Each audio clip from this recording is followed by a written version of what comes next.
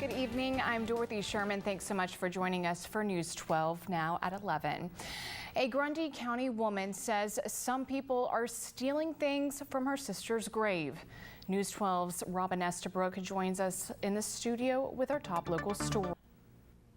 Thank you, Robin. Hundreds of Tennessee Valley residents are spending their Memorial Day honoring those who lost their lives while serving our country. The rain didn't stop a very special service at the Chattanooga National Cemetery today. There were multiple speakers, including Congressman Chuck Fleischmann and other elected officials. The ceremony opened by honoring each branch of the military with their songs. Veterans came to pay their respects and remember those who have fallen. I think it's very important. It kind of keeps the memory of everything alive and let everyone know. Everyone's stories are different, but you know, no matter what happens, people still lose loved ones, and it never really goes away, no matter what happens. This annual event continues to grow each year, demonstrating the patriotism of Chattanooga residents. One late Cleveland War veteran receives a very special honor this Memorial Day. Arvil Clabo Jr. joins more than 400 other Vietnam veterans inducted into the In Memory program. Clabo is not eligible for inscription on the wall in Washington, D.C. His cousin Steve Stewart remembers him fondly. We had a Veterans Assistance Fund. He helped with that quite a bit. We deliver baskets of food at Christmas time to veterans. Since 1999, more than 2,800 veterans have been inducted into the In Memory program. Well, events like that honoring veterans take a lot of work and planning. Cleveland Mayor Tom Rowland is stepping down as the program's Master of Ceremonies after 50 years. Steve Stewart is passing on his role as the chairman of the Memorial Day service. Pedro Gonzalez is now the new Memorial and Veterans Day Services chairman. A position like this deserves a person that has a sense of honor, sense of integrity to it. And to bring some kind of recognition to the men that have served. Gonzalez says he'd like to introduce new and retirement flag ceremonies. He also wants to recruit the younger generation to join. The annual East Ridge Memorial Day ceremony was held at Pioneer Frontier Park early this afternoon. The event honored those that served in the military and who died while on active duty. The American Legion Post 95 spearheaded the event alongside city personnel and the Crestwood Garden Club. U.S. Congressman Chuck Fleischmann was also the keynote speaker of this event, and Commander Larry Palmer was the MC. The owner of Chattanooga Ghost Tours says they found a new home. Their original building collapsed along with Cheeseburger back in March. They'll be sharing a building with Quest to Escape at 432 Market Street downtown. Chattanooga Ghost Tours will celebrate both its new location and its 10th year in business on June 10th. They say they're thanking residents for their support by offering all tours for just $10 to anyone who comes to the shop that day. A local family is helping people in developing countries by offering free craniofacial surgeries. The Matthews family was inspired by their son who has Goldenhar syndrome. 10 years ago, they started an organization called Love Without Reason. Since then, the group completed over 300 medical procedures and expands over 2 continents.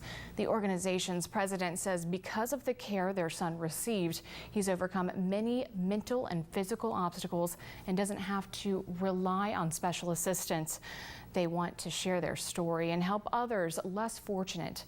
It started in India, where medical care is scarce, especially in rural areas, a culture not as forgiving to those born with mental and physical disabilities. A lot of them are ostracized. The parents are considered to be a curse. So my motivation is also to go to the parents. In a few weeks, 24 people, including medical crews and volunteers, will take their first trip to Zimbabwe. There, they'll complete 60 surgeries in 6 days. Some students from the Howard School are getting some help on the next part of their journey. Local business leaders met with students to help prepare them for college and the real world. News 12's David Moore has another example of what's right with our schools. Your news starts now. Good evening, I'm Dorothy Sherman. Thanks so much for joining us for News 12 at 11. A North Carolina man faces charges for 2 separate attacks. Cherokee County authorities arrested this Murphy man today. That's 25-year-old Dallas Wayne Carringer. He was taken into custody after a stabbing. The Cherokee County Sheriff's Office was called to the Culberson community after a report that Carringer had stabbed a family member. And before that, on Saturday afternoon, deputies were called to the Hiwassee Dam community to investigate an incident where a person was shot. The investigation revealed that several rounds were discharged into a resident with another adult and a small child inside. Carringer was identified as the suspect in the shooting, too. The man is charged with 2 counts of assault with a deadly weapon with intent to kill, 1 count of assault with a deadly weapon with intent to kill, inflicting serious injury, and 1 count of discharging a firearm into a dwelling. Tennessee authorities identify a man that died after an officer-involved shooting as Dalton resident 30-year-old Ron Harlan Llewellyn. This is scene footage we got from CBS affiliate in Knoxville. According to preliminary information, Scott County and Onetta officers attempted a traffic stop on Llewellyn on Saturday. He eventually stopped. Officers removed a female from the car, and after Llewellyn refused to comply with the officers, he accelerated toward them and almost hit them.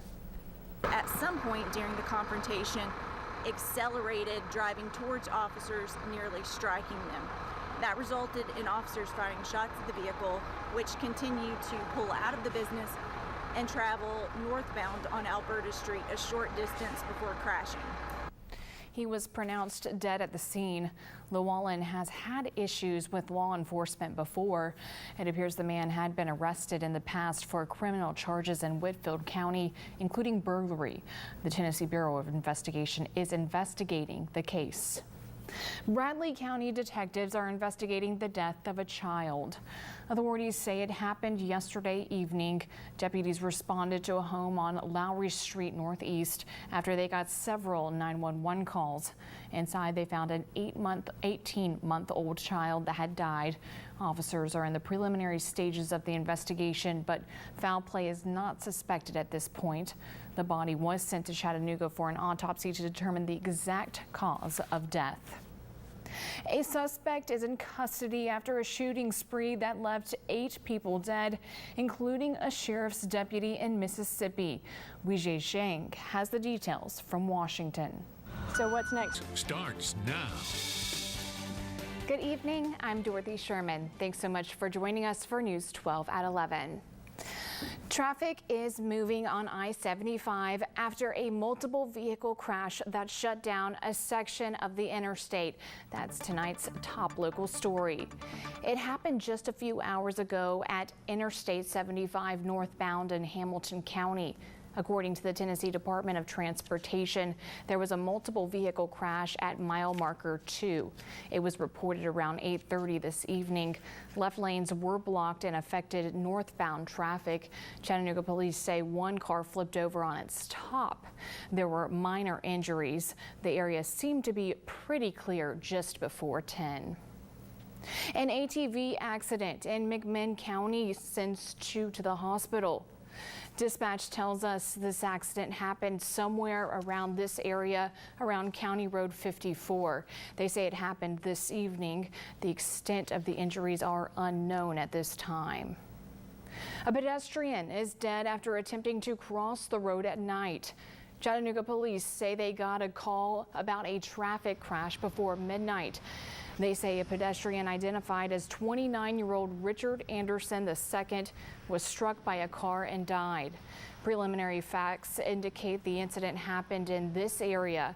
A Honda Civic was traveling southbound on Highway 153 in the middle lane when the man was struck. Authorities say Anderson was wearing dark clothing and was trying to cross from the northbound side of the road. The driver is identified as 20-year-old Kelsey Hamilton. Police say it seems she couldn't have stopped in time. Her peripheral vision was blocked by other vehicles.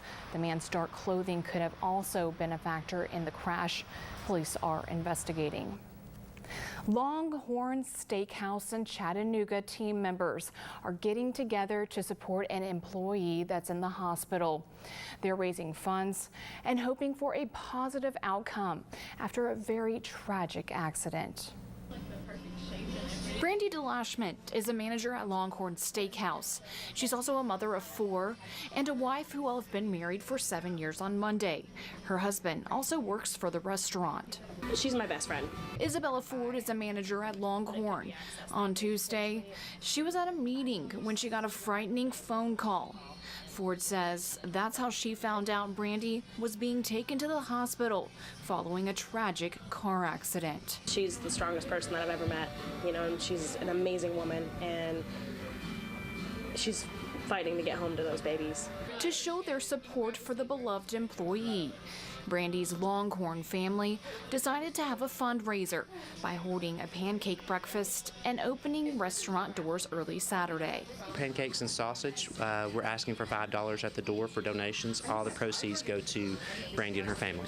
The crew has also started a GoFundMe page and are taking donations at the restaurant to help the family out. Her husband is staying with her, not working, so we're trying to do whatever we can to help the family out since she's our family. Brandy is expected to make a full but long recovery, one that could take 6 months to a year. The crew has held similar events in the past, but they say this one is a little more special as it hits very close to home. For more information on how you can help out, log on to our website, WDEF.com. Boy Scouts and volunteers in Chattanooga are honoring fallen soldiers today in a memorial ceremony. These flags were placed at the Chattanooga National Cemetery this morning. They showed up to the cemetery or to the ceremony, and several flags were placed, according to a program support assistant with the cemetery. There will also be a torchlight tour on Memorial Day that will start at 8:45 Monday night. The walk tour will last about 2 hours. A ceremony and cookout recognizes Hamilton County emergency employees today. The cookout is in light of Hamilton County EMS Week. It was held at the Vulcan Recreation Picnic area. There was also an awards ceremony. The award winners are 2016 Medical Call of the Year, Sharon Smith, David Sinclair, and Lieutenant Billy Burnett. 2016 Paramedic of the Year, Michael Changing, runner-up Charles Newman.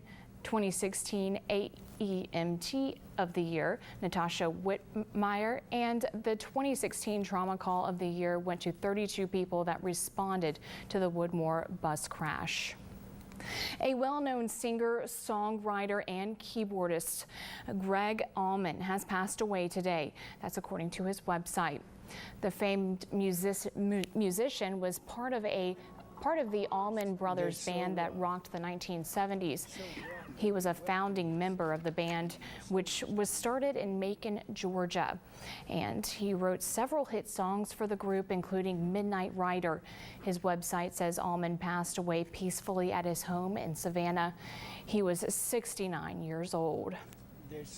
Down in the southern area of Georgia, a woman is dead after falling at High Falls State Park Friday. That's according to the Monroe County Sheriff's Office.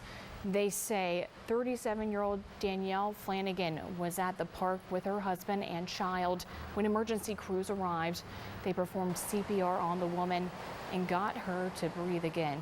She was then taken to the hospital where she later died. So far, no word on how or why the woman fell. Switching gears now, President Trump has wrapped up the first foreign trip of his presidency and is on his way back to Washington. He made his last stop at a U.S. air base in Italy. CBS correspondent Wendy Gillette reports from New York as we cover the nation.